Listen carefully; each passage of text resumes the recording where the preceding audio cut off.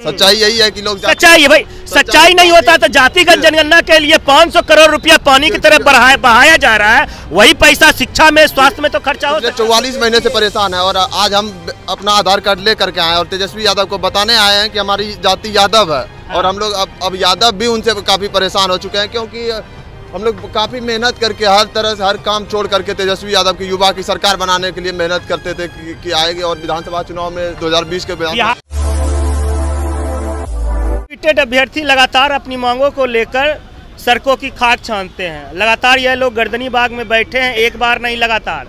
फिर यह आज सड़क पे आ चुके हैं सरकार से गुहार करने के लिए कि हमें भाई शिक्षक बना दो ताकि पढ़ा सके उस विद्यालय में जहां पर कि शिक्षकों की कमी। आइए अभ्यर्थियों से बात करते हैं, पूछते हैं क्या हुआ, कब मिलेगा आप लोगों को नौकरी।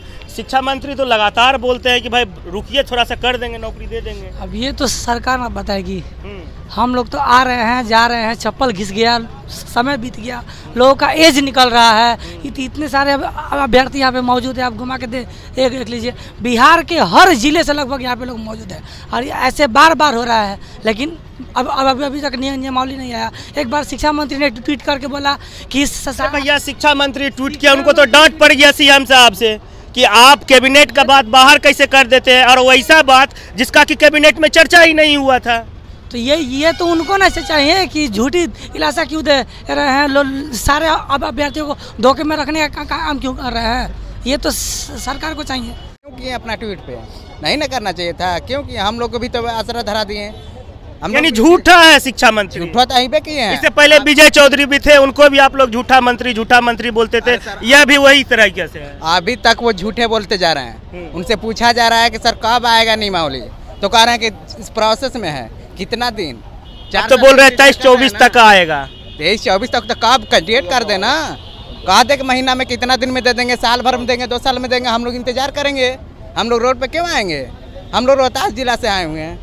बताइए, पूरा यहाँ पे सब लोग आए। पुलिस लाठी चलाएगा, क्या कीजिएगा? लाठी का ना तो हमारा कर्तव्य हो गया। सच्चाई ये है, अधिकार हो गया लाठी। जी हमारा कर्तव्य हो गया। शर्म की बात है। नीतीश बाबू सुन लीजिए, सत्ता आनी जानी चीज है, सत्ता बदलती है पर आपका कुर्सी नहीं बदलता है।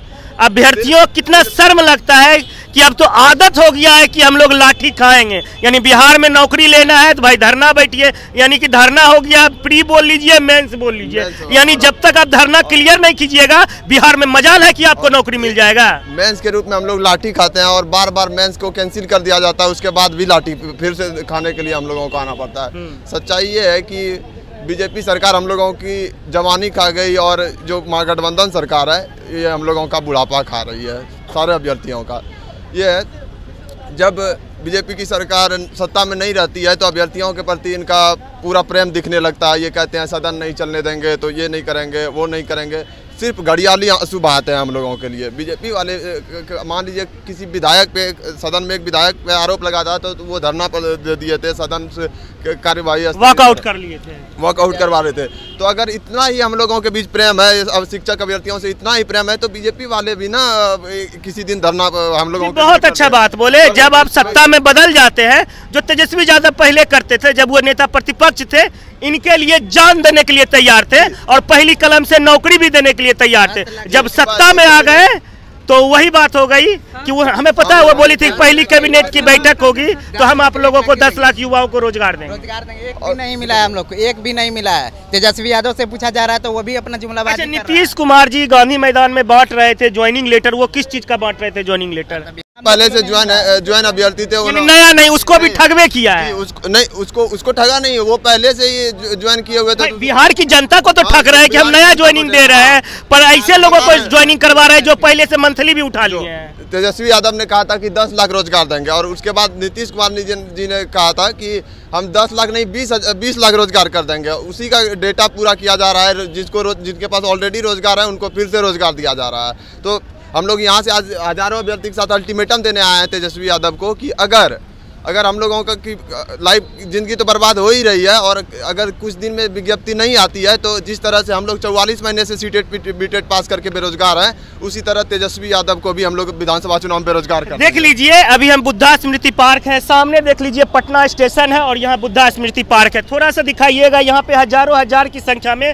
सीटेड बीटेड अभ्यर्थी 38 जिला से बिहार के तमाम जगह से अभ्यर्थी आए। इनका दर्द यही है कि सरकार हमारी बातों को नहीं मान रही। आखिर 44 महीने से, यह तो हो गई बेरोजगारी की बात, मगर जब लाखों अभ्यर्थी, सोच लीजिए, जो शिक्षक नहीं बने हैं, तो उस सरकारी स्कूल में शिक्षा व्यवस्था हाशिए पे होगा। जो शिक्षा मंत्री आए दिन अनाप शनाप बयानबाजी करता है, जो कि रामचरितमानस पे ज्ञान देता है, जो कि अपने आप को प्रोफेसर बोलता है, जबकि जेडीयू के विधायक बोलते हैं हमें साबित कर दे वह किस जगह के प्रोफेसर है। सिर्फ बयानबाजी पे रहते, मगर कभी आके नहीं बोलेंगे कि हम आप लोगों के लिए खड़ा है।